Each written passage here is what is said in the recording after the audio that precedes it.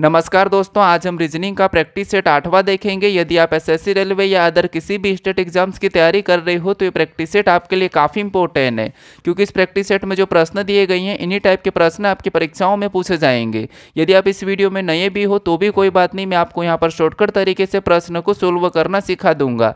तो चलिए हम शुरू करते हैं प्रश्न 1 से।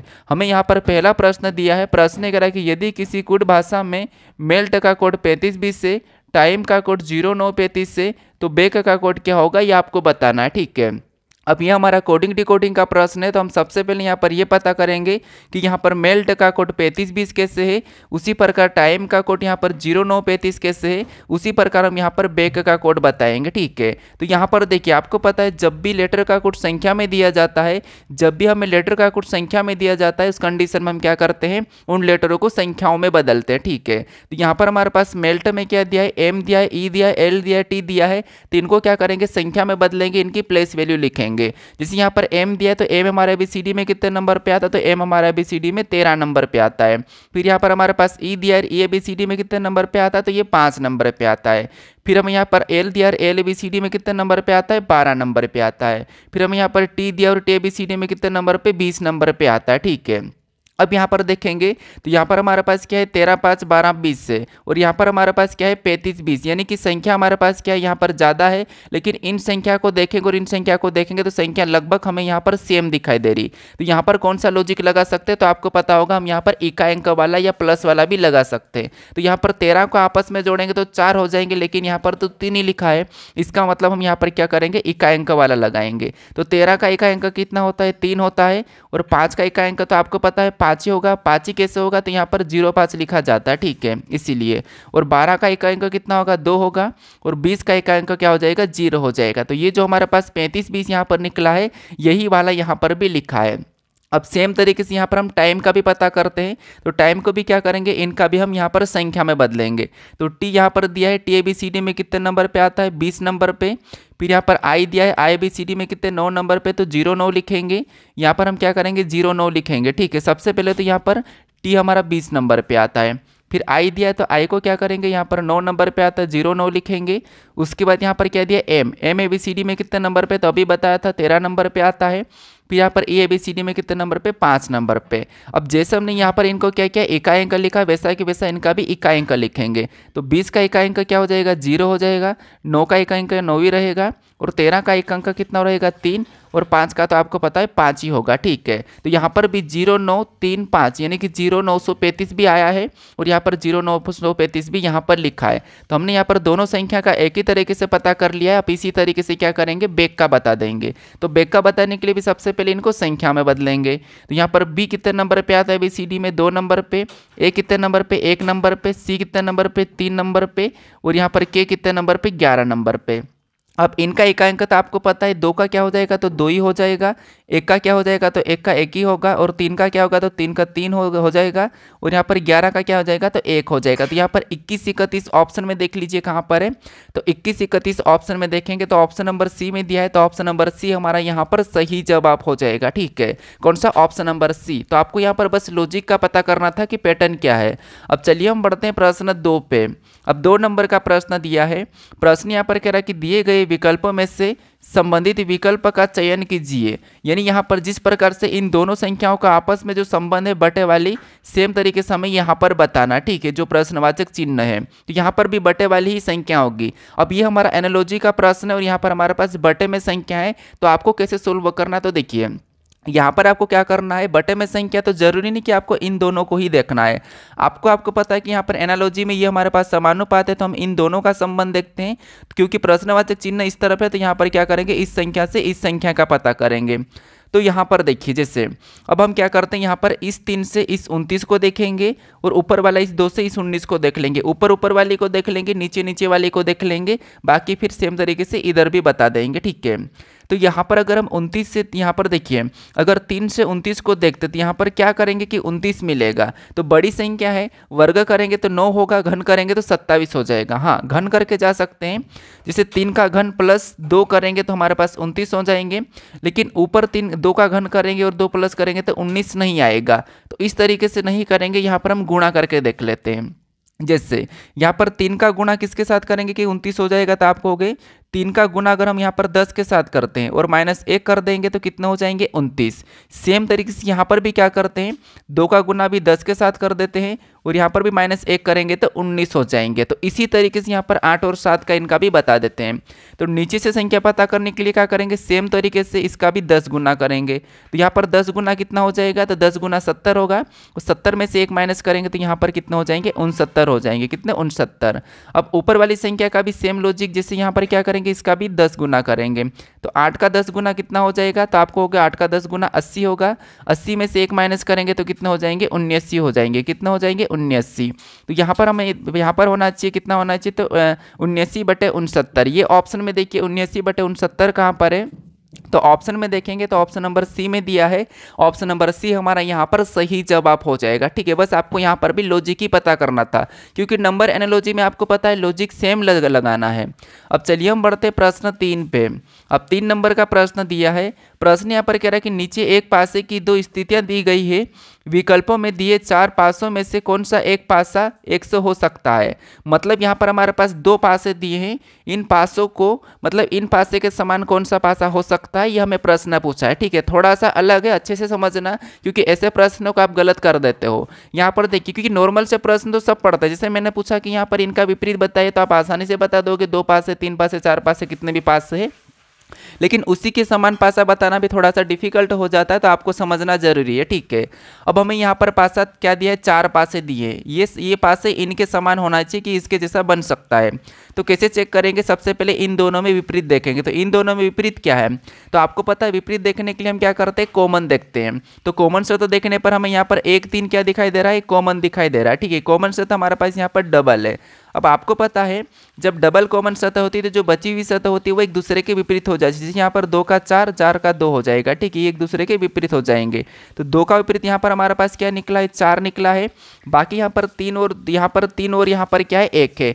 ये तो आपस में क्या है, ये विपरीत नहीं है। क्यों, क्योंकि यहाँ पर डबल कॉमन है। इनका विपरीत क्या हो सकता है, या तो 5 या 6 हो सकता है। ठीक है, अब यहाँ पर मैं इनका भी निकाल ही देता हूँ। जैसे 1 का विपरीत आपको पूछ ले और यहाँ पर आपको 3 का भी पूछ सकता है। ठीक है, तो 1 का विपरीत क्या होगा, तो या तो नहीं दिखाई दे रहा वो 5 या फिर क्या हो जाएगा 6। सेम इसका भी वही होगा, या तो 5 या फिर 6 हो जाएगा। ठीक है, ये इनका विपरीत होगा, इनका पूछेंगे तो 1 या 3 का।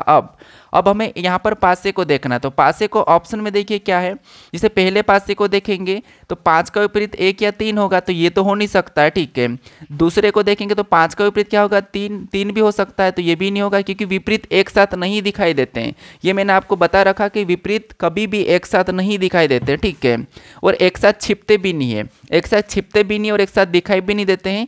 तो ये तो हमें संभावना में यहाँ पर विपरीत दिख रहे हैं। जैसे इनको देखेंगे तो ये संभावना में विपरीत दिख रहे हैं, तो विपरीत एक साथ नहीं दिखाई देते हैं। इधर भी देखेंगे तो यहाँ पर हमारे पास तीनों ओर से संभावना में विपरीत दिख रहे हैं। ठीक है, यहाँ पर तीनों ओर से संभावना में विपरीत दिख रहे हैं।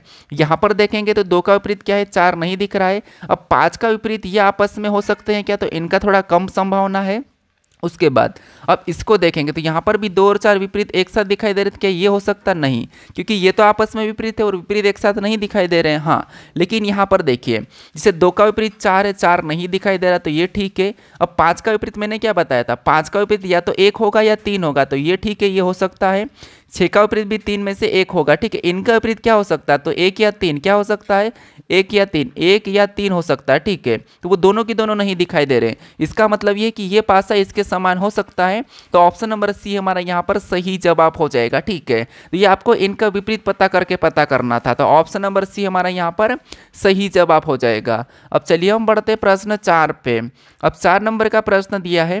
प्रश्न क्या कह रहा है, प्रश्न कह रहा है कि निम्नलिखित प्रश्न आकृति में कितनी क्षैतिज रेखा है। यहाँ पर हमें इस आकृति में ये कह रहा है कि कितनी क्षैतिज रेखाएं हैं। ठीक है, आपको यहाँ पर कोई वर्ग नहीं गिनना है, ना आयत गिनना है, ना हमें यहाँ पर सीधी रेखा गिनना, हमें यहाँ पर सिर्फ क्षैतिज रेखा बताना। ठीक है, तो आपको यहाँ पर कंफ्यूज नहीं होना है। क्षैतिज रेखा कौन सी है, तिर्यक रेखा कौन सी है, आपको पता होगा। जैसे मैं अगर एक ये वाली रेखा खींचूँ, ये वाली रेखा कौन सी है और ये वाली रेखा कौन सी और ये वाली रेखा कौन सी है, तीनों रेखा के बारे में आपको पता होना चाहिए। तो इस रेखा को हम क्या कहते हैं, तो इसको हम ऊर्ध्वाधर रेखा कहते हैं, और इस रेखा को क्या कहते हैं, ये तिर्यक रेखा कहते हैं, और इस रेखा को हम क्षैतिज रेखा कहते हैं। ठीक है, ये तीनों रेखा के बारे में आपको पता होना चाहिए। ये ऊर्ध्वाधर रेखा है, ये हमारी तिर्यक रेखा और ये हमारी क्षैतिज रेखा है। ठीक है, ये तीन रेखा है। तो हमें यहाँ पर क्षैतिज रेखा पूछा, इसका मतलब ये वाली रेखा कितनी, ये हमें ऑप्शन मतलब बताना इस आकृति में, तो ये वाली रेखा को बताना। तो यहाँ पर बताइए, जैसे यहाँ पर गिनेंगे तो सबसे पहले ऊपर से गिनेंगे तो एक ये वाली है, फिर ये हमारी दूसरी है 2, फिर ये हमारी यहाँ से तीसरी बनेगी तो ये 3 हो जाएगी, ये हमारी चौथी बन रही तो 4 हो जाएगी, ये हमारी पाँचवीं है, ये हमारी छठी है, ये हमारी सातवीं है और ये हमारी आठवीं है। तो इस आकृति में क्षैतिज रेखा कितनी है, 8 है। कितनी है, 8 है। तो ऑप्शन में देखिए 8 कहाँ पर है, तो ऑप्शन नंबर डी में दिया है, तो ऑप्शन नंबर डी हमारा यहाँ पर सही जवाब हो जाएगा। ठीक है, तो इन तीनों रेखा के बारे में आपको पता होना चाहिए, और ये आप याद रखना है, ये ऊर्ध्वाधर रेखा है, ये तिर्यक रेखा और ये क्षैतिज रेखा। ठीक है, इसमें से कोई सी भी पूछ सकता है। अगर सीधी रेखा पूछे तो सीधी रेखा तो आपको पता है, ये भी सीधी रेखा, ये भी सीधी रेखा, इन दोनों को हम सीधी रेखा कहते हैं। ठीक है, ये इन तीनों को हम यहाँ पर सीधी रेखा कहते हैं, ये सभी की सभी सीधी रेखा है। तो इनकी अलग बात है, अगर सीधी रेखा पूछे तो तीनों को गिनना है। अगर आपको प्रश्न में पूछे कि न्यूनतम सीधी रेखा कितनी है, तो आपको तीनों को गिनना है। वो मैंने आपको पिछले प्रैक्टिस सेट में बताया था कि न्यूनतम सीधी रेखा कैसे गिनना। सीधी रेखा का मतलब ये है कि जैसे यहाँ से ये पूरी तरह से ये सीधी रेखा। ठीक है, तो सीधी रेखा में आपको यहाँ पर सभी को गिनना है, और आपको कोई एक रेखा पूछे तो ऐसे गिनना है। ठीक है, अब चलिए हम बढ़ते हैं प्रश्न 5 पे। अब 5 नंबर का प्रश्न दिया है। प्रश्न यहाँ पर कह रहा है कि दी गई श्रृंखला श्रेणी में अगली संख्या कौन सी आएगी, यानी इस श्रृंखला श्रेणी में अगली संख्या कौन सी आएगी ये आपको बताना है। तो ये हमारा श्रृंखला का प्रश्न है, और आपको पता है जब भी हम श्रृंखला के प्रश्न को सोल्व करते हैं तो संख्या को ध्यान से देखते हैं कि संख्या कैसे लिखी है, क्या किसी का वर्ग लिखा है, घन लिखा है। तो ऐसी संख्या हमें यहाँ पर स्पष्ट रूप से नहीं दिख रही है, तो यहाँ पर हम क्या करेंगे, अंतर ही करेंगे। अब अंतर कर सकते हैं, कैसे करेंगे देखिए, जैसे यहाँ पर पहला तो हम गुणा करके भी जाग सकते हैं। कैसे गुणा करके, तो यहाँ पर देखिए 15 से क्या करेंगे, 26 को देखेंगे तो 15 से 26 यानी कि 15 का अगर हम 2 गुना करते हैं तो 15 का 2 गुना करने पर कितना होगा, 30, और 30 में से -4 करेंगे तो कितने हो जाएंगे, 26 हो जाएंगे। ठीक है, अब आगे 26 से क्या करते हैं, 48 को देखते हैं। तो 26 का भी 2 गुना करेंगे तो कितना हो जाएगा, तो 26 दूना 52, और 52 में से 4 माइनस करेंगे तो 48 हो जाएंगे। यहाँ तक ठीक है। फिर इसका भी आगे क्या करेंगे, इससे भी आगे का ये 81 पता करने के लिए जैसे 2 गुना हो रहा तो यहाँ पर भी 2 गुना ही करेंगे। तो 48 का 2 गुना कितना होता है, तो 96 होता है, और 96 में से 4 माइनस करेंगे तो यहाँ पर क्या आना चाहिए, 92 आना चाहिए। लेकिन यहाँ पर 81 दिया है, इसका मतलब ये है कि ये लॉजिक नहीं लगेगी, तो दूसरी लॉजिक लगाते हैं। अब दूसरी लॉजिक क्या है, अंतर देखेंगे। अंतर जैसे यहाँ पर 15 से यहाँ पर क्या करेंगे, 26 को देखेंगे तो यहाँ पर कितने का अंतर है, तो यहाँ पर +11 किया है। कितना, +11। फिर यहाँ पर क्या करेंगे, 26 से 48 को देखेंगे तो यहाँ पर कितना प्लस किया है, तो 26 से 48, इसमें दो मतलब यहाँ पर 22 प्लस है। ठीक है, फिर यहाँ पर 48 से 81 को देखेंगे तो यहाँ पर 8 से यहाँ पर 1 मतलब, उसके बाद यहाँ पर भी 33 प्लस दिख रहा है, 41 मतलब यहाँ पर 48 से 81 मतलब 33 प्लस दिखाई दे रहा है। कितना, 33। फिर यहाँ पर 81 से 125 को देखेंगे तो यहाँ पर देखिए, इसमें अगर हम 44 को जोड़ देंगे पैटर्न के हिसाब से 125 ही हो रहा है, यहाँ पर 44 प्लस हो रहा है। तो अब हमें यहाँ पर पैटर्न दिख रहा है कि जैसे यहाँ पर 11, 22, 33, 44 मतलब 11 का जो टेबल है वो यहाँ पर प्लस हो रहा है। तो अगली संख्या बताने के लिए हमें क्या करना होगा, इसी पैटर्न के हिसाब से यहाँ पर 55 प्लस करना होगा।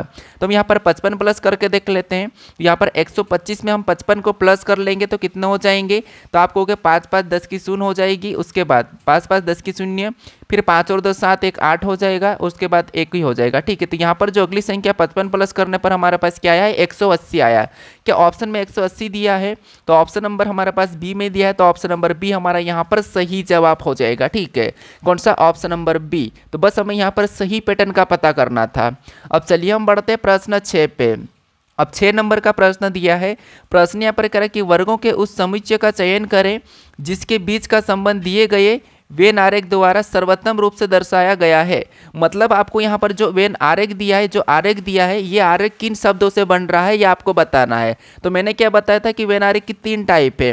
एक तो आपको यहाँ पर शब्द मिलेंगे और शब्दों का एन आरेख, वेन आरेख कैसा बनेगा ये आपको बताना होता है। आपको 4 डायग्राम दिए जाते हैं, एक आपको डायग्राम दिया है और वो डायग्राम किसका है ये बताना है, और तीसरा आपको यहाँ पर आकृति का अध्ययन करके कितने अध्यक्ष यहाँ ये वो इस टाइप का आपको बताना था। ठीक है, तो यहाँ पर देखिए अब हमें यहाँ पर ऑप्शन से वेन डायग्राम बनाना होगा। कैसे, देखिए जैसे ऑप्शन ए को देखेंगे तो यहाँ पर क्या दिया है, तो आप कहोगे ऑप्शन ए को देखेंगे तो यहाँ पर हमारे पास परिवार दिया है और पति दिया और पत्नी दिया है। क्या इनका डायग्राम बना के देख लेते हैं। तो आपको पता होगा यहाँ पर जैसे परिवार है, ठीक है, और यहाँ पर क्या है तो परिवार। अब परिवार का डायग्राम इनका कैसा बनेगा, तो परिवार के अंदर क्या आ जाएगा, तो परिवार के अंदर पति पत्नी आ जाएंगे।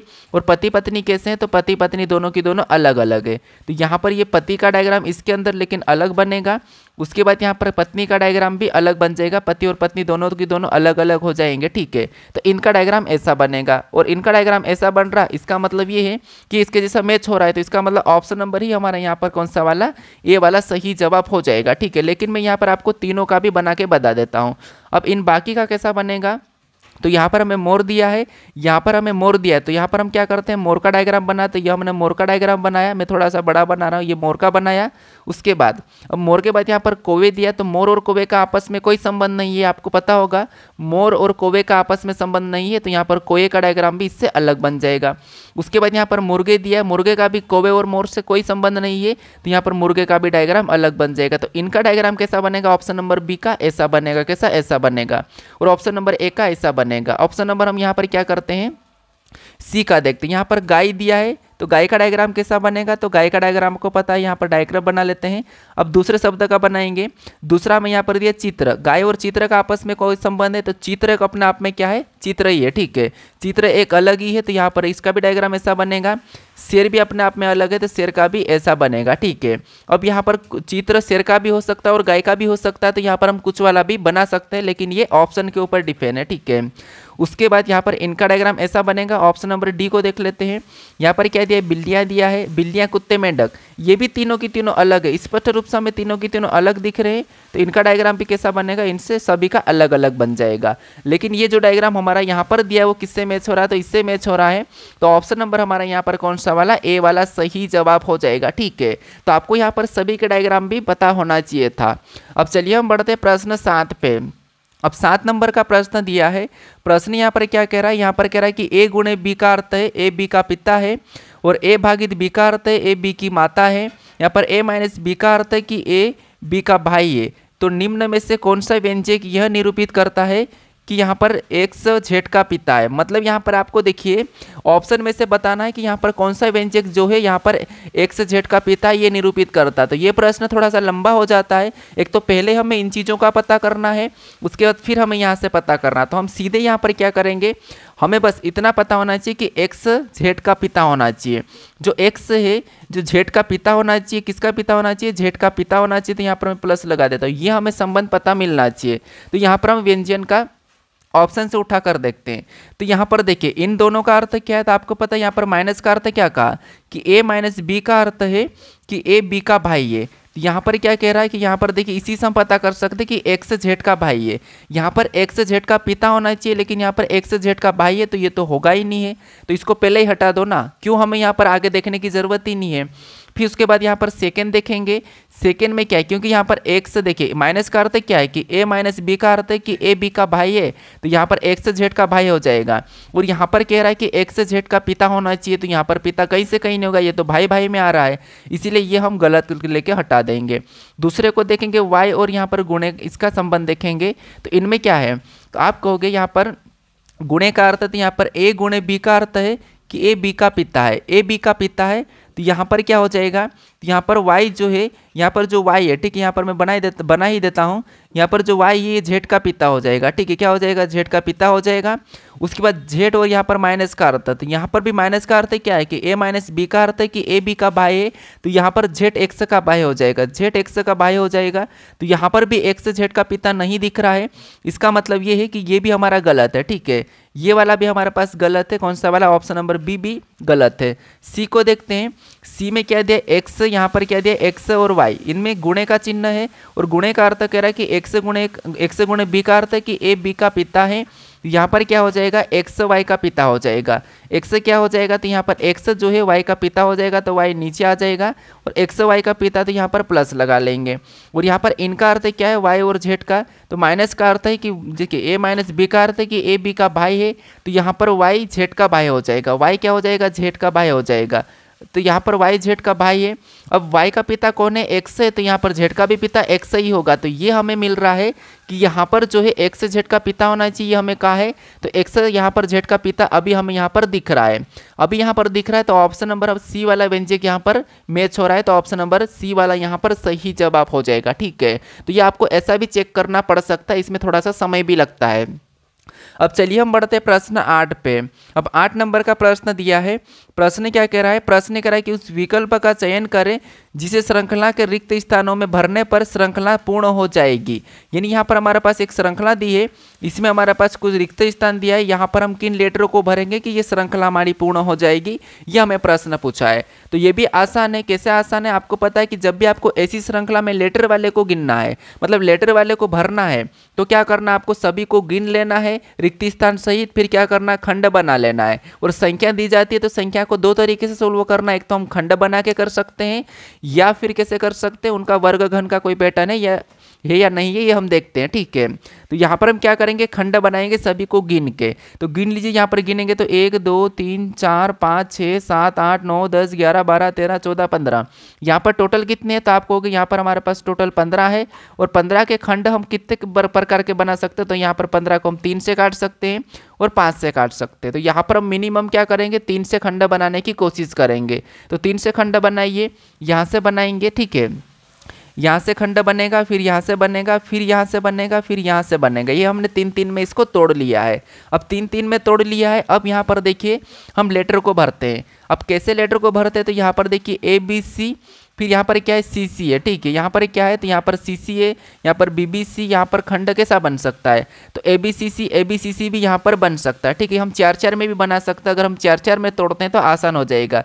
जैसे यहाँ पर दिए हमने तोड़ दिया 4-4 में। ठीक है, हमने 4-4 में तोड़ा तो डबल C हमें मिल रहा है। कैसे, देखिए ABCC, यहाँ पर C को भर देंगे तो ABCC, और यहाँ पर B को भर देते हैं। ठीक है, वैसे 3-3 में भी बन जाएगा, लेकिन मैं यहाँ पर अगर B को भर दूँ तो ABCC, यहाँ पर C को भर दूँगा तो ABCC, यहाँ पर A और यहाँ पर C को भरूँ तो यहाँ पर भी ABCC बन रहा। तो यहाँ से भी हमारे पास जोड़े बन रहे हैं। देखिए ABCC सेम बनना चाहिए, ABCC, यहाँ पर ABCC, यहाँ पर ABCC, यहाँ पर ABCC, तो सभी के सभी सेम बने हैं। तो जो हमने लेटर को भरा इनको हम ऑप्शन में देख लेते हैं। तो सबसे पहले हमने C को भरा, फिर हमने यहाँ पर B को भरा, फिर हमने यहाँ पर C को भरा, फिर हमने A को भरा और लास्ट में हमने C को भरा। क्या ये ऑप्शन में दिया है, तो CBCAC हमें ऑप्शन नंबर A में दिया है। इसका मतलब ये है कि ये मैच हुआ है, तो ये सही है। ठीक है, ऑप्शन नंबर हमारा यहाँ पर A वाला सही जवाब हो जाएगा। अब चलिए हम बढ़ते हैं प्रश्न 9 पे। अब 9 नंबर का प्रश्न दिया है। प्रश्न यहाँ पर कह रहा है कि विलुप्त संख्या ज्ञात करें। यानी यहाँ पर हमारे पास 3 पैटर्न दिए, इन 3 पैटर्न में एक प्रश्नवाचक चिन्ह दिया है। यहाँ पर कौन सी संख्या होगी ये आपको बताना है। तो विलुप्त संख्या वाले प्रश्न भी थोड़े से इंपॉर्टेंट होते हैं, यहाँ पर लॉजिक सोचना थोड़ा सा मुश्किल होता है। तो कैसे सोल्व करना है ये तो मैं आपको बता रखा हूँ, हर प्रैक्टिस सेट में ऐड भी करता हूँ इसका प्रश्न, क्योंकि आपको रेलवे जैसी परीक्षा या फिर SSC में भी पूछ सकता है।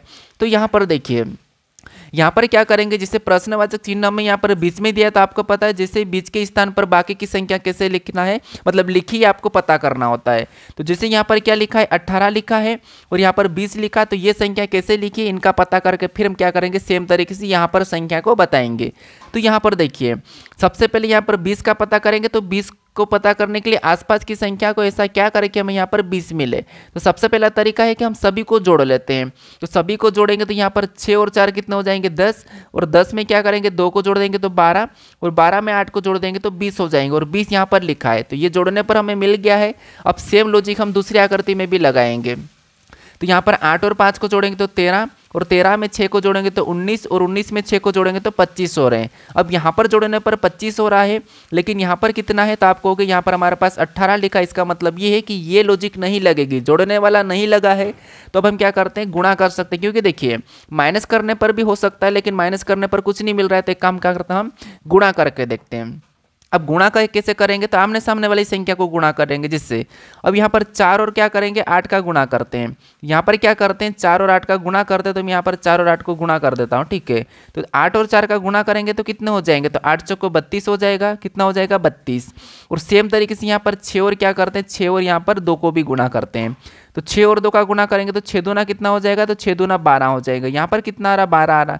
अब यहाँ पर 32 12 और यहाँ पर 20 है, तो इनको ऐसा क्या करेंगे कि 20 मिलेंगे। तो आपको अगर यहाँ पर हम माइनस कर देते हैं तो माइनस कर देंगे 32 में से 12 को, तो यहाँ पर हमारे पास 20 मिल जाएंगे। ठीक है, कितने 20 मिल जाएंगे और 20 यहाँ पर दिया है। अब सेम लॉजिक वापस हम यहाँ पर लगाते हैं। तो सबसे पहले आमने सामने के गुणा करेंगे तो 8 छंग कितने होते हैं, तो 8 छंग 48 होता है। कितना होता है, 48। और यहाँ पर 5 और 6 को गुना करेंगे तो 5 छंग कितना हो जाएंगे, 30 हो जाएंगे। कितना हो जाएंगे, 30 हो जाएंगे।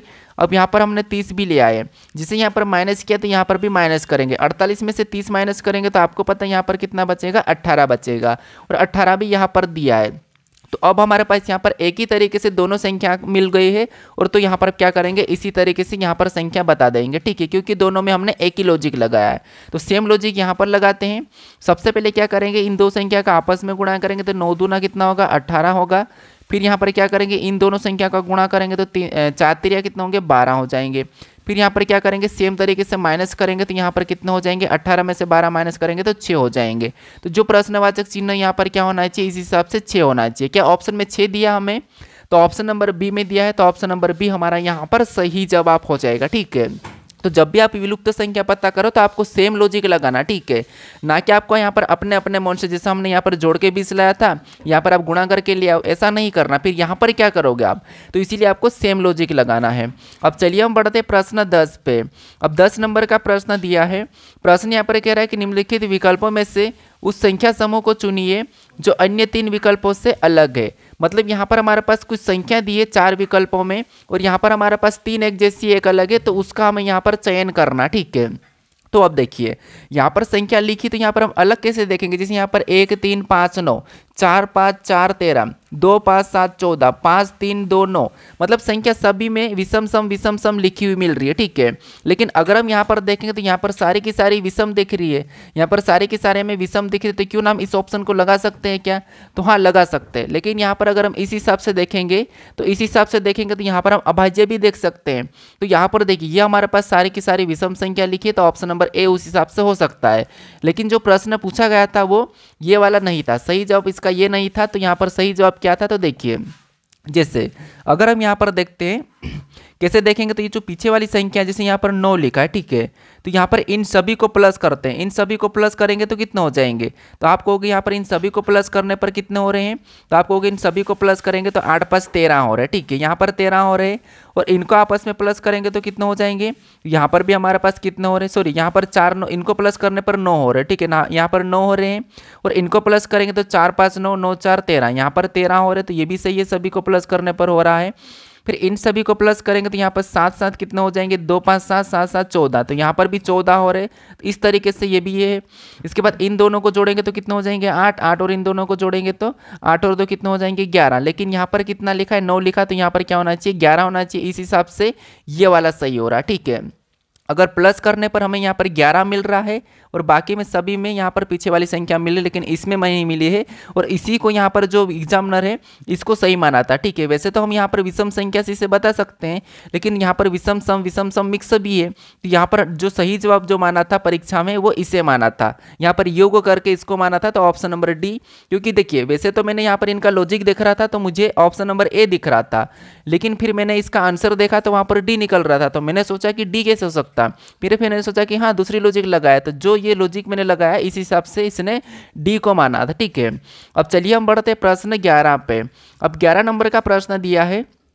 अब प्रश्न यहाँ पर कह रहा है कि प्रदीप को ठीक से याद है कि उसकी माँ का जन्मदिन 23 अप्रैल से पहले परंतु 19 अप्रैल के बाद है, जबकि उसकी बहन को ठीक प्रकार से याद है कि उसकी माँ का जन्म दिवस न तो 22 अप्रैल और न ही उसके बाद हुआ है। तो उसकी माँ का जन्मदिन कब हुआ, ये प्रश्न पूछा है। ये प्रश्न बड़ा ही आसान होता है, लेकिन कुछ लोग क्या करते हैं इसको सही नहीं कर पाते हैं। तो कैसे सोल्व करना है, जैसे यहाँ पर क्या दिया है, पहले दिया और बाद दिया है, तो आपको एक तरफ पहले को लिख लेना, एक तरफ बाद को लिख लेना। तो मान लो मैं यहाँ पर क्या करता हूँ, पहले को लिख लेता हूँ। ठीक है, यहाँ पर मैं क्या करता हूँ, पहले को लिख लेता हूँ, तो यहाँ पर मैं ये पहले वाले को लिखूंगा। ठीक है, चलो मैं पहले का पी लिख देता हूँ, ये पी है तो ये पहला है। ठीक है, और यहाँ पर मैं बी लिख रहा हूँ तो ये बाद है, यहाँ पर बी है मतलब ये बाद है। ठीक है, तो ये बी है और ये पहले वाला है। अब नीचे भी वैसा कि वैसा, यहाँ पर भी क्या करेंगे वैसा कि वैसा लिखेंगे, कोई बात नहीं। अब यहाँ पर देखिए, जिससे अब यहाँ पर हम प्रश्न को पढ़ेंगे। अब प्रश्न करें कि प्रदीप को ठीक से याद है कि उसकी माँ का जन्म दिवस 23 अप्रैल से पहले, तो 23 अप्रैल, ठीक है। तो यहाँ पर मैं 23 अप्रैल लिख देता हूँ, ये 23 अप्रैल है, ठीक है। ये क्या है, 23 अप्रैल है। अप्रैल का मैं यहाँ पर लिख रहा हूँ 23 अप्रैल, ठीक है। ये 23 अप्रैल है, ये 23 अप्रैल से पहले की जगह लिखा। और परंतु 19 अप्रैल के बाद, तो 19 अप्रैल के बाद मतलब यहाँ पर मैं 19 लिख देता हूँ, और ये भी 19 अप्रैल ही है, ठीक है। ये भी 19 अप्रैल है, ये भी क्या है, 19 अप्रैल ही है। अब 19 अप्रैल के बाद अब आगे देखिए, आगे क्या करा, आगे करा कि जबकि उसकी बहन को ठीक प्रकार से याद है कि उसकी माँ का जन्म दिवस न तो 22 अप्रैल और न ही उसके बाद है, मतलब न तो 22 अप्रैल और न ही उसके बाद है। तो इसका कहना है कि 22 अप्रैल को तो होगा ही नहीं, ठीक है। 22 अप्रैल को तो होगा ही नहीं, इसका मतलब ये है कि 23 अप्रैल को, तो 23 अप्रैल के बाद कहा था। इसका कहना कि न तो 22 अप्रैल, मतलब यहाँ पर मैं इसके बाद क्या आ जाएगा, तो आपको हो गए 22 अप्रैल आ जाएगा, ठीक है। ये 23 है तो ये 22, लेकिन इसका कहना कि 22 अप्रैल को भी नहीं है, ठीक है। अब 22 अप्रैल को भी नहीं है और नहीं उसके बाद भी, यहाँ पर कह रहा है कि नहीं उसके बाद हुआ, नहीं उसके बाद हुआ है, ठीक है। तो फिर कब हुआ होगा, तो यहाँ पर देखिए, अब यहाँ पर हमारे पास 19 से 22 अप्रैल को भी नहीं है और उसके बाद भी नहीं, इसका मतलब ये कि 23 को तो हुआ ही नहीं है, क्योंकि 22 अप्रैल के बाद भी नहीं हुआ। तो उसकी माँ का जन्म दिवस कब हुआ, यहाँ पर देखिए 22 अप्रैल को, न तो 22 अप्रैल को और न ही उसके बाद, मतलब ये दोनों डेट तो हट जाएगी। अब यहाँ पर बीच में क्या बचा, तो आपको हो गया 19 से, इधर क्या आ जाएगा, तो 19 से 20 आ जाएगा, इधर क्या आ जाएगा, तो 21 आ जाएगा, ठीक है। वैसे यहाँ पर हमारे पास दो संख्या बची है। अब हमें यहाँ पर बताना कि 19 के, यहाँ पर क्या कहा था कि 19 के बाद मतलब, ठीक है, 19 के बाद 20 हो सकता है और 20 के बाद 21 भी हो सकता है, ये दोनों हो सकते हैं 19 के बाद। कौन से, ये दोनों, क्योंकि देखिए 22 को तो इसने कहा ही नहीं है कि होगा ही नहीं, 23 को भी नहीं होगा, तो फिर ये दोनों हो सकते हैं, या तो 21 को होगा या उसका 20 को होगा, ठीक है। तो क्या हम 20 को बता सकते हैं, नहीं। क्या हम 21 को बता सकते हैं, नहीं, क्योंकि हमें यहाँ पर कंफर्म नहीं है कि इसने 20 को है क्या 21 को है। तो या तो 20 या 21 को है, तो ऑप्शन नंबर सी वाला यहाँ पर सही जवाब हो जाएगा, ठीक है। कौन सा, ऑप्शन नंबर सी। अब चलिए हम बढ़ते हैं प्रश्न 12 पे। अब 12 नंबर का प्रश्न दिया है। प्रश्न यहाँ पर क्या कह रहा है कि किसी रेलवे स्टेशन पर पूनम से एक व्यक्ति ने कहा कि नई दिल्ली के लिए प्रत्येक 2.5 घंटे पर ट्रेन जाती है। 1 घंटे मतलब एक ट्रेन 40 मिनट पहले गई है और अगली ट्रेन निर्धारित समयानुसार 6 बजे जाएगी। तो उस व्यक्ति ने सूचना पूनम को कितनी बजे दी है, ये हमें प्रश्न पूछा है। मतलब ये हमारा घड़ी वाला प्रश्न है। इसमें क्या होता है कि जैसे देखिए टाइम का है, ठीक है। तो देखिए यहाँ पर कुछ नहीं करना है, एक तो ट्रेन गई और ट्रेन कब जाएगी, दो आपको कॉन्सेप्ट यहाँ पर लिखना। जैसे एक तो यहाँ पर मैं गई मतलब यहाँ पर ट्रेन गई होगी, ये गई वाला है, और यहाँ पर जाएगी, ठीक है। यहाँ पर क्या है, तो यहाँ पर जाएगी हो जाएगा, तो यहाँ पर मैं जाएगी लिख देता हूँ, ये हमारा जाएगी हो गया, ठीक है। एक तो ट्रेन जाएगी, यहाँ पर देखिए एक तो ट्रेन गई है, यहाँ पर देखिए सबसे पहले यहाँ पर क्या कहा था कि प्रत्येक 2.5 घंटे के लिए ट्रेन जाती है, तो एक तो गई लिखेंगे, ठीक है। तो यहाँ पर मैं गई लिख देता हूँ, ये ट्रेन गई वो आ जाएगा, और यहाँ पर क्या आ जाएगा, तो यहाँ पर जाएगी वो आ जाएगा, ठीक है। यहाँ पर ट्रेन जो जाएगी, तो ये मैंने लिख दिया। उसके बाद अब यहाँ पर प्रश्न को पढ़िए। किसी रेलवे स्टेशन पर पूनम से एक व्यक्ति ने कहा कि नई दिल्ली के लिए प्रत्येक 2.5 घंटे मतलब आपको पता होगा 2.5 घंटे पर ट्रेन जाती है। तो एक ट्रेन 40 मिनट पहले गई, मतलब एक ट्रेन जो है 40 मिनट पहले गई, ठीक है। यहाँ पर मैं इसको हटाता हूँ, अभी इसको इतना हटाता हूँ, और इसका कहना है कि और अगली ट्रेन निर्धारित समय अनुसार 6 बजे जाएगी। तो ये हमें एक पॉइंट मिला है कि जो 6 बजे जाएगी, ठीक है, ये मेन पॉइंट है। तो 6 बजे जाएगी, तो 6 बजे मतलब जाएगी वो समय में यहाँ पर लिखता हूँ, कितने बजे जाएगी, 6 बजे जाएगी, ठीक है। अब इसका कहना ये है कि यहाँ पर एक ट्रेन 40 मिनट पहले निकल गई थी, 40 मिनट पहले निकल गई, वो कितनी मिनट पहले निकली थी, 40 मिनट पहले। इसका मतलब क्या है कि यहाँ पर देखिए, और इसका ये भी कहना है, यहाँ पर देखिए कि प्रत्येक 2.5 घंटे में ट्रेन जाती है।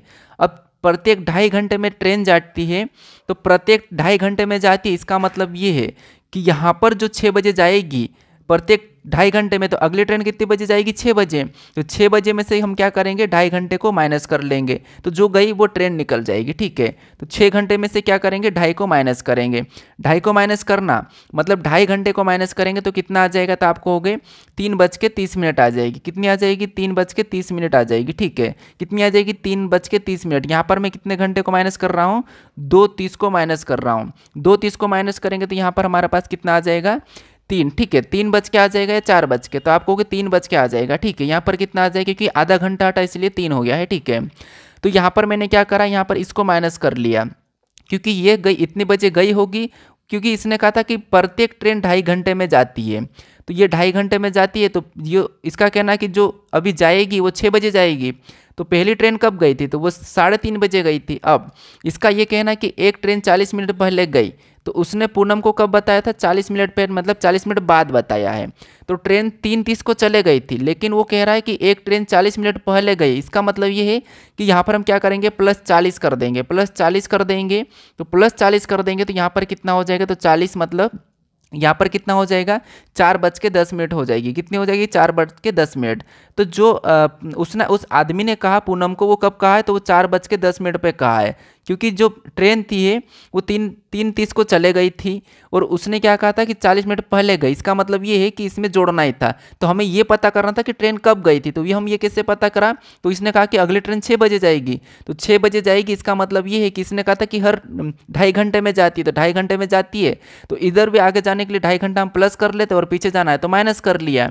तो यहाँ पर जो पूनम को इस व्यक्ति ने कितने बजे की सूचना दी है, तो 4:10 दी है। तो ऑप्शन नंबर यहाँ पर डी वाला सही जवाब हो जाएगा। ठीक है, कौन सा, ऑप्शन नंबर डी। अब चलिए हम पढ़ते हैं प्रश्न 13 पे। अब प्रश्न में 13 दिया है। प्रश्न कह रहा है कि एक व्यक्ति दक्षिण की ओर मुख करके खड़ा है, वह 135 डिग्री वामावर्त दिशा में और फिर 180 डिग्री दक्षिणावर्त दिशा में घूमता है। अब उसका मुख किस दिशा की ओर है, ये हमें प्रश्न पूछा है। अब ये हमारा दिशा दूरी का प्रश्न, तो यहाँ पर हम कैसे सोल्व करेंगे, इस प्रश्न को हम 2 तरीके से सोल्व कर सकते हैं। ठीक है, मैंने दोनों तरीके आपको बता रखा। पहला क्या है कि यहाँ पर हम दिशा के थ्रू भी कर सकते हैं, जैसे यहाँ पर हम प्लस का चिन्ह बनाते हैं और यहाँ पर हम दिशा बनाते हैं।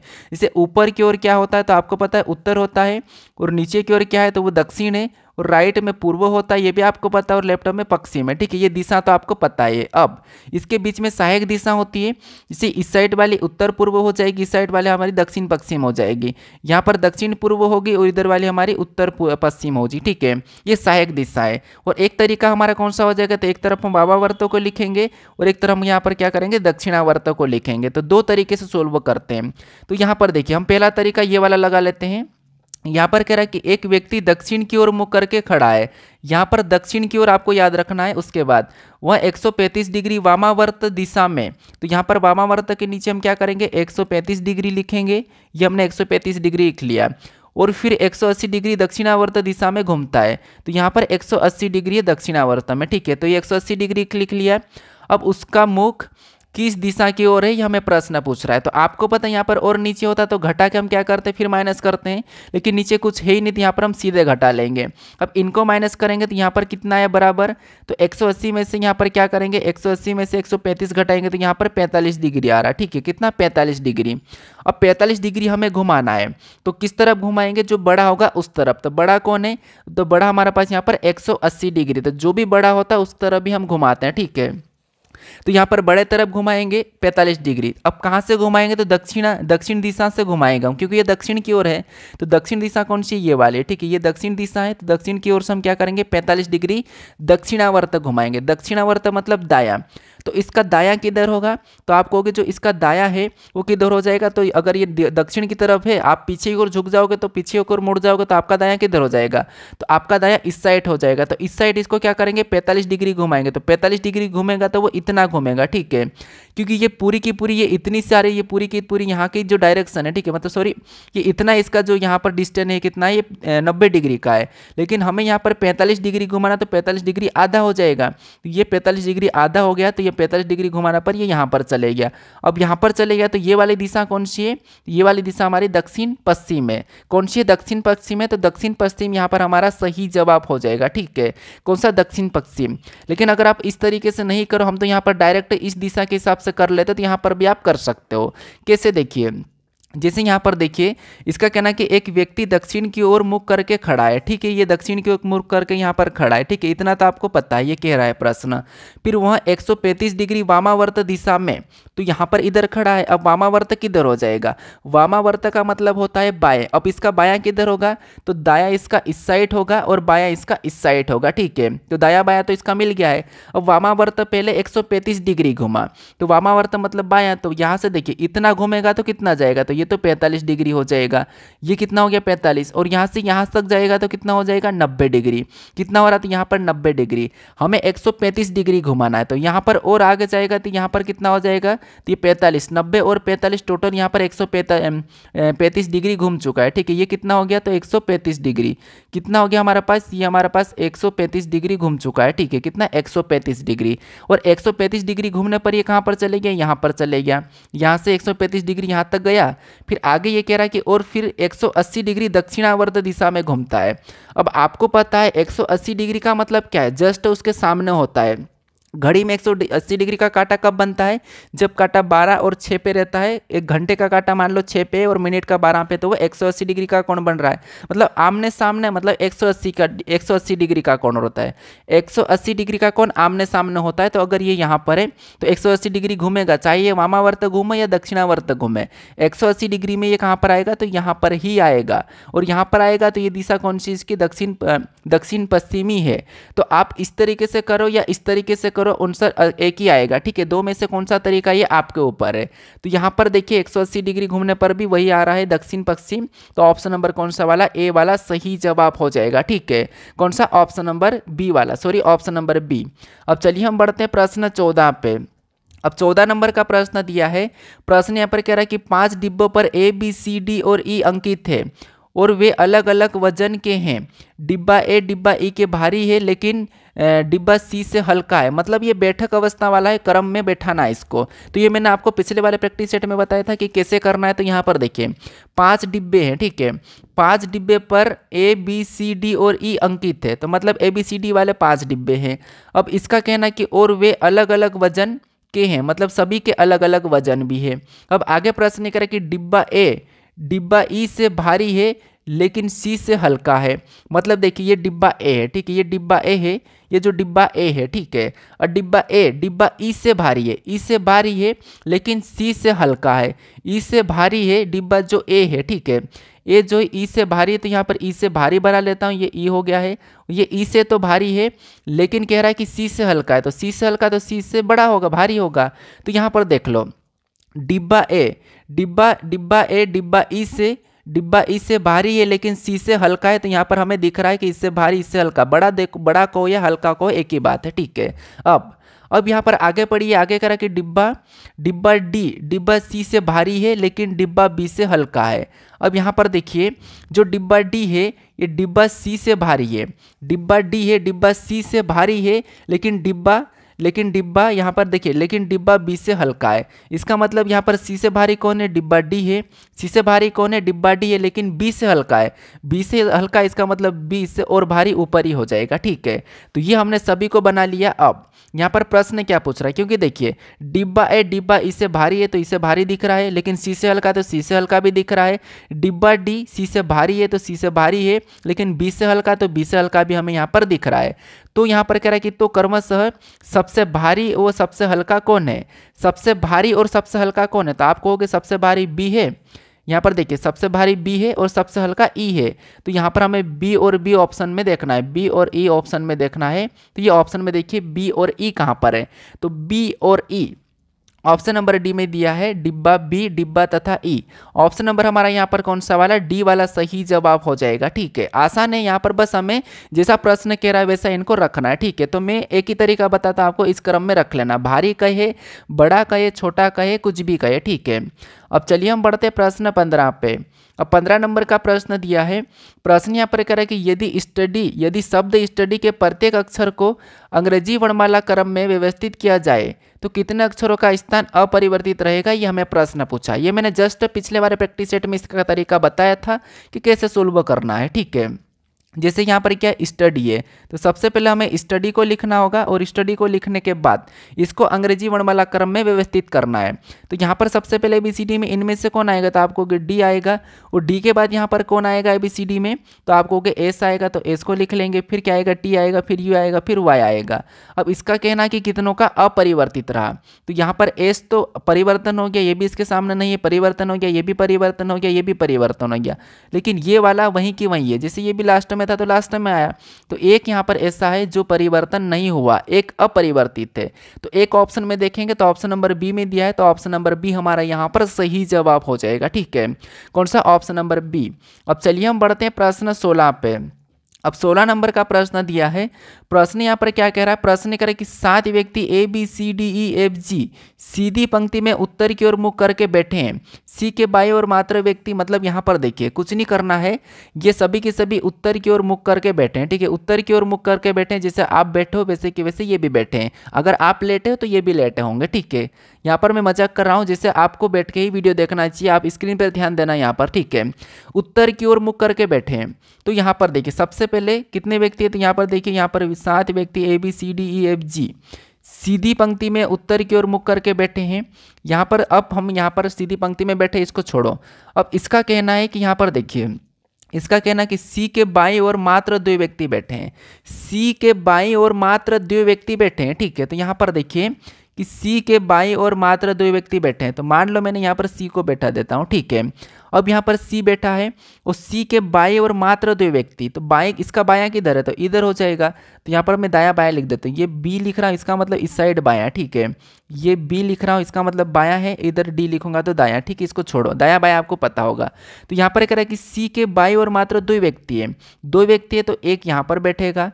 ठीक है, एक यहाँ पर बैठेगा, अब कौन बैठेगा वो प्रश्न बता देगा। ठीक है, और एक तो यहाँ पर सी ऑलरेडी बैठा है, तो यहाँ पर मैं एक काम करता हूँ, इसमें कलर चेंज कर देता हूँ। ठीक है, जैसे एक यहाँ पर है, सी ऑलरेडी बैठ गया है, यहाँ पर मात्र 2 व्यक्ति, तो एक यहाँ पर बैठेगा, एक यहाँ पर बैठेगा, और बाकी इधर के ही बैठेंगे, क्योंकि मात्र का इसका मतलब क्या है, उतने ही बैठेंगे। तो 1 2 3 4 5, फिर ये 6, और यहाँ पर ये 7 हो जाएगा, ये लास्ट ये 7 व्यक्ति हो जाएंगे। ठीक है, और सभी के सभी ऊपर की ओर देख के बैठ रहे हैं, मतलब ऊपर की ओर ही देख रहे हैं। ठीक है, तो यहाँ पर मैं निशानी लगा देता हूँ, आसान हो जाएगा इनका दायां बायां करना। अब यहाँ पर कह रहा है कि सी के बाईं ओर मात्र 2 व्यक्ति बैठे, तो ठीक है, यहाँ पर इधर कोई भी नहीं बैठेगा, इधर कोई भी नहीं बैठेगा, और इधर तो बैठ सकता, लेकिन इतने व्यक्ति, इधर कोई भी नहीं बैठेगा। अब आगे प्रश्न क्या कह रहा है, आगे प्रश्न कह रहा है कि ए और बी के मध्य मात्र, यहाँ पर देखिए ए और बी के मध्य मात्र 2 व्यक्ति बैठे हैं। ए और बी के, यहाँ पर कह रहा है कि ए और बी के मध्य मात्र 2 व्यक्ति बैठे हैं। ठीक है, लेकिन अब ए और बी को हम यहाँ पर कहाँ पर बिठाएंगे,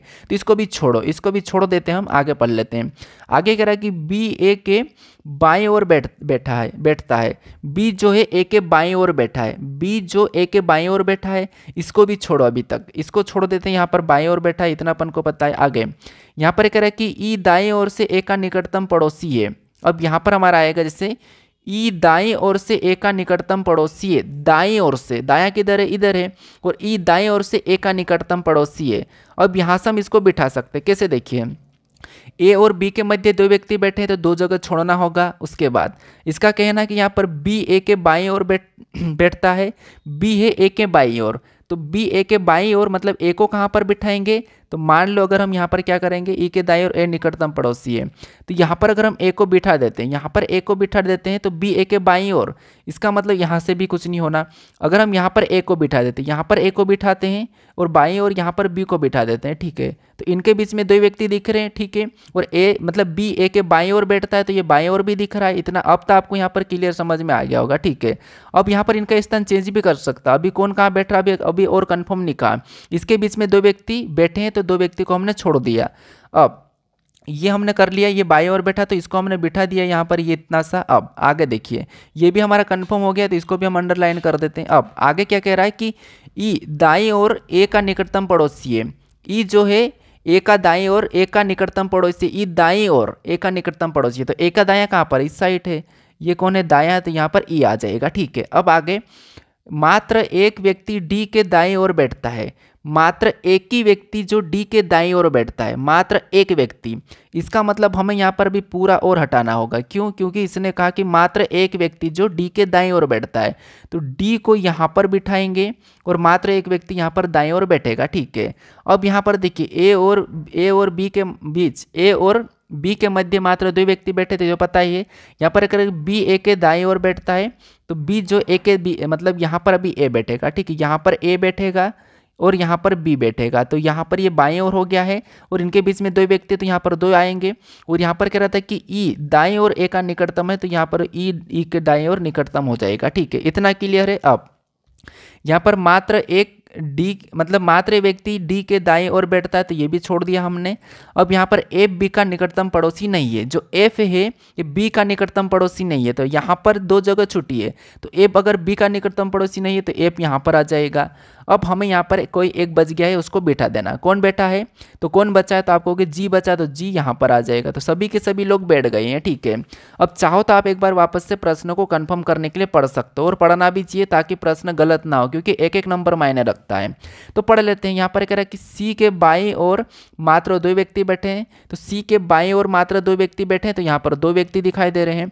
आगे कह रहा है कि ए और बी के मध्य मात्र दो व्यक्ति बैठे हैं, तो ए और बी के मध्य में भी दो व्यक्ति बैठे, तो ठीक है दिख रहे हैं। और बी ए के बाएं ओर बैठता है, तो यहाँ पर बी जो है ए के बाएं ओर बैठा है, तो ये भी ठीक है। फिर बाद में ई का दाएं और ए का निकटतम पड़ोसी है, ई दाएं और ए का निकटतम पड़ोसी है, तो यहाँ पर ई जो ए का दाएं और निकटतम पड़ोसी है, तो ये भी ठीक है। फिर मात्र एक व्यक्ति डी के दाएं ओर बैठता है, तो मात्र एक व्यक्ति डी के दाएं ओर है। उसके बाद एफ बी का निकटतम पड़ोसी नहीं है, तो जो एफ ए बी का निकटतम पड़ोसी नहीं है, तो ये भी सही है। अब प्रश्न लास्ट में क्या कह रहा है? प्रश्न कह रहा है कि ई और बी के मध्य कितने व्यक्ति बैठे हैं। ई और बी के मध्य कितने व्यक्ति बैठे हैं, ये हमें प्रश्न पूछ रहा है। तो ये हमारा बी है और ये हमारा ई है, तो इनके मध्य कितने व्यक्ति बैठे हैं? तो इनके मध्य तीन व्यक्ति बैठे हैं। तो ऑप्शन में देखिए तीन कहाँ पर है, तो ऑप्शन नंबर डी में दिया है, तो ऑप्शन नंबर डी हमारा यहाँ पर सही जवाब हो जाएगा। ठीक है, इनके बीच में तीन व्यक्ति बैठे हैं। अब चलिए हम बढ़ते हैं प्रश्न 17 पे। अब 17 नंबर का प्रश्न दिया है। प्रश्न यहाँ पर हमें देखिए निष्कर्ष दिया है और उनका यहाँ पर चार कथन दिया है। यहाँ पर हमें कथन दिया है और यहाँ पर हमें चार निष्कर्ष दिया है। तो सबसे पहले हमें कथन को सत्य मानना होगा, कथन को समझना होगा, फिर उसके बारे में निष्कर्ष ये चार क्या कह रहे हैं वो बताना होगा। ठीक है, तो यहाँ पर देखिए सबसे पहले क्या है कि हम कथन को समझते हैं। तो कथन को समझिए, कथन क्या कह रहा है। यहाँ पर कथन कह रहा है कि सभी कागज, यानी यहाँ पर मैं कागज बना लेता हूँ, ये यहाँ पर ये कागज है। ठीक है, सभी के सभी कागज, इसका कहना है कि सभी के सभी कागज क्या है, तो इसका कहना है कि सभी के सभी जो कागज है, ठीक है, वो स्टेशनरी है। क्या है? स्टेशनरी है।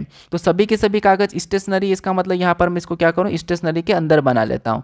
तो ये क्या हो गया, स्टेशनरी हो गया। अब दूसरा क्या कह रहा है, दूसरा हमें जो यहाँ पर कह रहा है वो कह रहा है कि यहाँ पर कुछ कागज क्या है, किताबें हैं।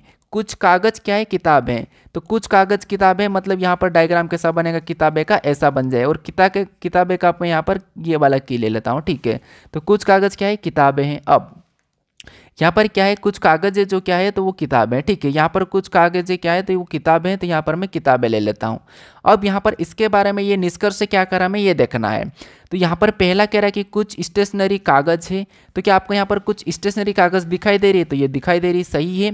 दूसरा कह रहा है कि कोई स्टेशनरी कागज नहीं है, तो यहाँ पर तो हमें कुछ दिखाई दे रही, तो कोई नहीं, ये कैसे कह सकता है, तो दूसरा तो गलत है। तीसरे को देखिए, तीसरा कह रहा है कि कोई किताब स्टेशनरी नहीं है, तो आपको यहाँ पर कोई किताब स्टेशनरी नहीं है क्या, तो यहाँ पर तो है, कुछ तो है, तो ये भी गलत कह रहा है। यहाँ पर जब कुछ किताब स्टेशनरी दिखाई दे रही है तो ये तो कोई भी नहीं है कह रहा, तो ये भी गलत है। दोनों के दोनों कोई वाले गलत है। चौथे को देखिए, चौथा कह रहा है कि कुछ किताबें कागज है, क्या आपको यहाँ पर कुछ किताबें कागज दिखाई दे रही है, तो हमें यहाँ पर कुछ किताबें कागज दिखाई दे रही है और हमें यहाँ पर कहा भी था, तो ये भी सही कह रहा। मतलब पहला और चौथा सही कह रहा है, बाकी दो गलत कह रहे हैं। तो पहला और चौथा सही कह रहा है, बाकी दो गलत कह रहे हैं। तो ऑप्शन में देखेंगे पहला और चौथा, तो ऑप्शन में यहाँ पर पहला और चौथा हमें नहीं दिखाई दे रहा। ठीक है, तो पहला और चौथा नहीं दिखाई दे रहा, तो यहाँ पर आप थोड़ा सा करेक्शन कर लीजिए, इससे आप बना लीजिए चौथा वाला। ठीक है, इससे आप यहाँ पर फोर्थ बना लीजिए, पहला और फोर्थ, तो यहाँ पर कौन सा वाला हो जाएगा, तो आप कहोगे हमारा यहाँ पर कौन सा वाला, इसे फोर्थ कर लेना। ठीक है, पहला और फोर्थ यहाँ पर अनुसरण कर रहा है, तो ऑप्शन नंबर कौन सा वाला हमारा यहाँ पर, तो यहाँ पर बी वाला सही जवाब हो जाएगा। केवल निष्कर्ष पहला और चौथा अनुसरण करता है। ठीक है, केवल पहला और चौथा अनुसरण करता है। अब चलिए हम बढ़ते हैं प्रश्न 18 पे। अब 18 नंबर का प्रश्न दिया है। यहाँ पर प्रश्न क्या कह रहा है? प्रश्न कह रहा है कि विकल्पों में दी गई उस आकृति की पहचान करें जिसे प्रश्न चिन्ह के स्थान पर रखने पर श्रृंखला तर्कसंगत रूप से पूरी हो जाएगी। ठीक है, मतलब यहाँ पर इस आकृति की श्रृंखला का पैटर्न पता करके यहाँ पर कौन सी आकृति होगी ये आपको बताना है। तो ये आकृति श्रृंखला वाला प्रश्न है। यहाँ पर हम एक एक चीज को देख लेंगे और गलती निकालेंगे। पहला तरीका क्या है कि पहला जो हमें यहाँ पर दिखाई दे रहा है ये वाला तीर का निशान वाला, ठीक है, ये यहाँ पर है, आगे जाके यहाँ पर चले गया मतलब अगले कोने में गया, फिर आगे ये नीचे चलेगा तो अगली बार में ये इस कोने में आ जाएगा। मतलब देखिए कि यहाँ गया था, फिर यहाँ आया, फिर यहाँ पर आ गया, मतलब सॉरी यहाँ गया फिर यहाँ पर आया तो अगले में यहाँ पर आ जाएगा। ठीक है, यहाँ पर तो यहाँ पर आ जाएगा। इसका मतलब ये है कि यहाँ पर भी वो सीधा की सीधा ऐसा कि ऐसा आएगा। ठीक है, कैसा कैसा, तो वो ऐसा कि वैसा आएगा, ऐसा कि ऐसा आएगा। तो ऐसा कि ऐसा अगर हम ऑप्शन में देखते हैं तो ये नीचे झुक रहा है तो ये नहीं होगा। ठीक है, ऑप्शन नंबर ए हमने एलिमेंट करके हटा दिया। बाकी अब यहाँ पर इसको देखते हैं, ये यहाँ पर ऐसा कि वैसा है जैसे ये वाला, तो यहाँ पर सीधा ये यहाँ पर गया। ठीक है, यहाँ पर गया है, यहाँ पर भी वैसा कि वैसा गया, फिर ये यहाँ पर चले गया वैसा कि वैसा, अगला यहाँ पर आ जाएगा। अगला कहाँ पर आएगा? ये मैं गोल कर रहा है, इस जगह आएगा। तो इस जगह वैसा कि वैसा उठकर आएगा। तो वैसा कि वैसा यहाँ पर है, यहाँ पर नहीं है। तो ये हमने एक गलती निकाली। तो ऑप्शन में देखेंगे तो दो हमने गलती निकाली। एक कौन सी वाली? तो ये ऐसा कि ऐसा उठकर आना चाहिए, तो एक तो नहीं, ये गलत है, और एक हमारा ये गलत है। तो ऑप्शन नंबर ए और डी तो हो नहीं सकता है। ठीक है, अब हम इसका रोटेशन देखते हैं। ये नीचे की ओर झुक रहा है। ठीक है, ये इधर गया, अगले में जाएंगे तो ये इधर इस कोने में चले गया, अगले में जाएंगे तो ये इधर चले गया, तो अगले में ये इस कोने में जाएगा। ठीक है, इस मतलब इस भुजा पे। तो ये तो यहाँ पर देखेंगे तो ये इसी साइड है, तो ये भी नहीं होगा, ये इस साइड जाना चाहिए था, तो ये गया है। तो ऑप्शन नंबर सी हमारा यहाँ पर सही जवाब हो जाएगा। ठीक है, कौन सा? Option number C. बस हमें यहाँ पर सही गलती निकाल के प्रश्न को सोल्व करना था। अब चलिए हम बढ़ते हैं प्रश्न 19 पे। अब 19 नंबर का प्रश्न दिया है। प्रश्न करें कि दी गई प्रश्न आकृति में कौन सी उत्तर आकृति सन्निहित है। मतलब यहाँ पर जो आकृति है, इस आकृति का हिस्सा मतलब किस विकल्प में है ये आपको बताना है। तो इस आकृति का हिस्सा किस विकल्प में? क्या आपको ये वाला हिस्सा है आपको उस आकृति में दिखाई दे रहा है? तो ये वाला हिस्सा तो हमें यहाँ पर कहीं से कहीं नहीं दिखाई दे रहा है। फिर बाद में आपको यहाँ पर ये वाला हिस्सा दिखाई दे रहा है, यहाँ पर ये इतना सा हिस्सा भी हमें यहाँ पर ये वाला, और फिर बाद में ये वाला। तो ठीक है, देखिए अगर हम यहाँ पर बना भी सकते हैं तो इसको हम बना सकते हैं, लेकिन यहाँ से एक सीधी ऐसी लाइन जाना चाहिए। तो सीधी लाइन भी हमें यहाँ पर परफेक्ट रूप से नहीं दिख रही है, जिसे यहाँ पर अगर हम देखूँ तो यहाँ पर हमारे पास परफेक्ट रूप से नहीं दिख रही है। ठीक है, तो ये भी नहीं हो रहा है। अगर मैं यहाँ पर और देखूँ, जैसे ये वाला मुझे स्पष्ट रूप से दिख रहा है, जैसे ये वाली जो आकृति दिख रही है ये इस आकृति की स्पष्ट रूप से यहाँ पर दिख रही है बनती हुई। जैसे यहाँ से ये जाएंगे, फिर ये जाएंगे, ये जाएंगे और ये जाएंगे ये। तो ये ऑप्शन नंबर सी वाला हमें परफेक्ट रूप से दिख रहा है। ठीक है, कौन सा? ऑप्शन नंबर सी वाला। तो ऑप्शन नंबर सी हमारा यहाँ पर सही जवाब हो जाएगा। कौन सा? Option number C. अब चलिए हम बढ़ते हैं प्रश्न 20 पे। अब 20 नंबर का प्रश्न दिया है। प्रश्न में यहाँ पर क्या कह रहा है? प्रश्न कह रहा है कि कागज के एक टुकड़े को मोड़ा और काटा जाता है, जैसा कि नीचे प्रश्न आकृति में दिखाया गया है। दिए गए उत्तर चित्र में बताया है कि खोलने पर यह कैसा दिखाई देगा।